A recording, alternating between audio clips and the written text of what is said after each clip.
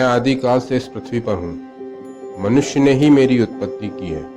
मनुष्य ने आपसी मेलजोल और भाईचारे से रहने के लिए समाज बनाया।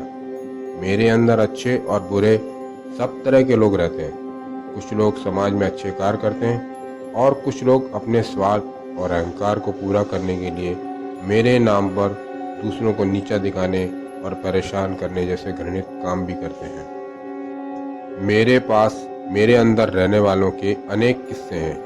कुछ मन को गुदगुदाने और खुश करने वाले और कुछ मन में सवाल खड़े करने वाले हैं। आज मैं आपको मेरे अंदर रहने वाली एक बेटी की कहानी सुनाने जा रहा हूँ। इस कहानी के अंत में मेरा आपसे एक प्रश्न है जिसका उत्तर भी आपके ही पास है। यह कहानी है दिया की। दिया एक मध्यम वर्गीय परिवार में रहती है। उसकी एक बड़ी बहन, एक उससे छोटी बहन और परिवार में सबसे छोटा एक भाई है। बड़ी बहन का नाम मालती, छोटी बहन का नाम कमला और छोटे भाई का नाम राजेश है।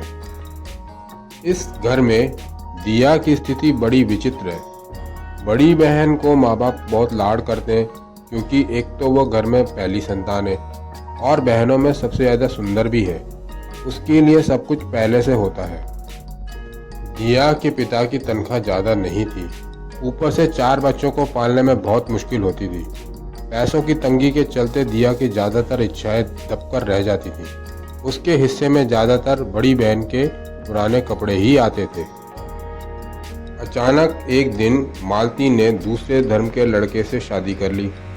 वह माँ बाप की लाडली थी, इसलिए कुछ समय की नाराज़गी के बाद माँ और पिता मान गए, उस लड़के को एक्सेप्ट कर लिया।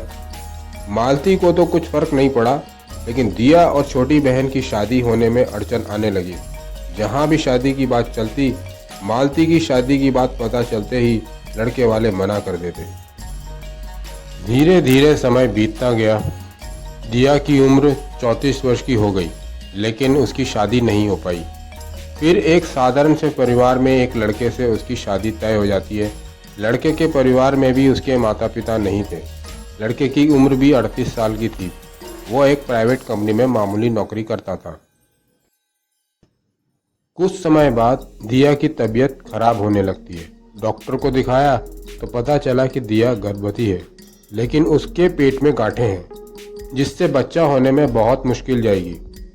उसको पूरी तरह आराम करना होगा और कोई भी ऐसा काम नहीं करना है जिससे पेट पर जोर पड़े। उसे कुछ हैवी डोज के इंजेक्शन भी लग रहे थे। दिया और उसके पति प्रकाश की सबसे बड़ी समस्या थी कि दिया की देखभाल कौन करे। प्रकाश के घर में तो कोई भी नहीं था। प्रकाश के बड़े भाई की कुछ साल पहले एक एक्सीडेंट में डेथ हो गई थी और माता पिता तो पहले ही गुजर चुके थे। प्रकाश की एक बड़ी बहन थी, लेकिन उसका ससुराल का परिवार इतना बड़ा था कि उसको वहाँ से फुर्सत ही नहीं मिलती थी। और फिर 1-2 दिन की बात तो थी नहीं। दिया की देखभाल प्रकाश को करनी पड़ रही थी। इससे उसकी नौकरी पर असर पड़ रहा था। फिर एक दिन उसकी कंपनी के मैनेजर ने प्रकाश को बोला, तुम्हारा देर से आना और बार बार छुट्टी लेना ठीक नहीं है। इससे तुम्हारी नौकरी खतरे में पड़ जाएगी। तुम या तो किसी को अपनी पत्नी की देखभाल के लिए बुला लो या फिर उन्हें किसी ऐसी जगह छोड़ो जहां उनकी देखभाल हो सके। दिया प्रकाश को कहती है कि मुझे मेरे मायके छोड़ दो। प्रकाश को भी ये विचार ठीक लगता है। प्रकाश कहता है कि ठीक है, तुम्हारी वहाँ ठीक से देखभाल हो जाएगी। मैं हर महीने तुम्हें पैसे भेजता रहूँगा। तुम उससे डॉक्टर से चेकअप और दवाइयाँ लेती रहना, और जब डिलीवरी का टाइम आएगा तो हमारे पास जो पैसा जमा है उसे लेकर मैं आ जाऊँगा। प्रकाश 1 सप्ताह की छुट्टी लेकर दिया को छोड़ने उसके मायके आता है। मायके आने के बाद दिया की तबीयत खराब हो जाती है। डॉक्टर को दिखाया तो डॉक्टर दिया की माँ और छोटी बहन को बताती है कि दिया के पेट में गांठें हैं, इसलिए इसकी डिलीवरी तो ऑपरेशन से ही होगी और ऑपरेशन में कम से कम 20,000 रुपये का खर्च तो आएगा ही। डॉक्टर की बात सुनकर दिया के घर वाले सोचते हैं कि बाप रे, ये सारा खर्च तो हमें ही उठाना पड़ जाएगा। दिया बहुत समझाती भी है कि ऐसा नहीं है, प्रकाश हर महीने पैसे भेज देंगे और डिलीवरी के लिए भी उनके पास पैसे की व्यवस्था है। लेकिन दिया के घर वाले नहीं मानते। वो कहते हैं कि प्रकाश के पास पैसे कहाँ से आएंगे, वो तो एक मामूली सैलरी पर नौकरी करता है। वो लोग दिया को प्रकाश के साथ तुरंत वापस भेज देते हैं। कुछ समय बाद प्रकाश को नौकरी से हटा दिया जाता है। जो पैसा जमा था वो दिया की दवाई, मकान का किराया और घर का खर्च चलाने में समाप्त हो जाता है। उस वक्त ऐसी स्थिति थी कि प्रकाश कहीं नौकरी भी नहीं कर सकता था। दिया एक बेटी को जन्म देती है। प्रकाश इधर उधर से इंतजाम करके हॉस्पिटल का बिल भरता है। प्रकाश की बहन दिया के टाँके ठीक होने तक उसे अपने पास रखती है। प्रकाश कपड़ा प्रिंटिंग की फैक्ट्री में काम करता था। उसको उसी लाइन का अनुभव था। कुछ कोशिशों के बाद उसे एक जगह नौकरी मिल जाती है, लेकिन 2007 में मंदी का दौर आता है।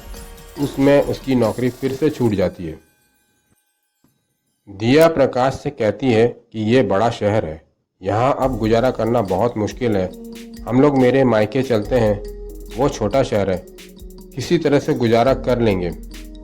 दिया अपनी 3 साल की बच्ची सेजल और प्रकाश को लेकर इस उम्मीद से अपने मायके आती है कि ये लोग मेरे अपने हैं, ये मेरा दुख बांट लेंगे, मेरे परिवार की इस मुसीबत के समय में मदद करेंगे। लेकिन इसका उल्टा होता है। दिया को बहुत अपमानित किया जाता है। प्रकाश तुरंत नौकरी ढूंढने की कोशिश करते हैं, लेकिन उनकी कपड़ा प्रिंटिंग लाइन का अनुभव यहाँ काम नहीं आता है। उन्हें एक शोरूम में 3000 रुपये की नौकरी मिल जाती है।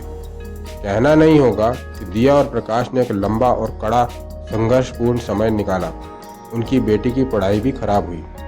दिया के घर वालों की नज़र में पैसों का इतना महत्व है कि वो दिया के परिवार को पूछते भी नहीं। इतने सालों से कोरोना होने के बाद भी कभी उन्होंने नहीं पूछा कि तुम लोग कैसे हो। आज दिया की स्थिति पहले से बेहतर है। प्रकाश कॉलेज में नौकरी कर रहे हैं और YouTube पर अपना एक चैनल बनाकर उसे ग्रो करने की कोशिश कर रहे हैं। मेरा प्रश्न यह है, क्या बेटी शादी होने के बाद इतनी पराई हो जाती है कि उसके दुख के समय माँ बाप उसे फटकार दें और उसे इतना अपमान मिले कि वो मायके के नाम से घबराने लगे?